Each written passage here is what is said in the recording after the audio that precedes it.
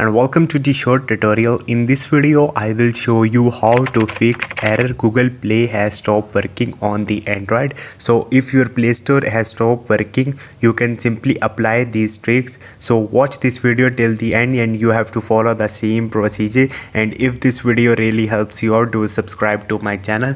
So if you are facing this type of the error on your Play Store, simply first of all make sure your internet connection is working well, or maybe you don't have internet connection, that why it's not working. So first of all make sure your internet connection is stable and good, and once you will confirm that, then you have to go to the settings and you have to click on the apps and the notification, and from here you have to search for the Google Play Store.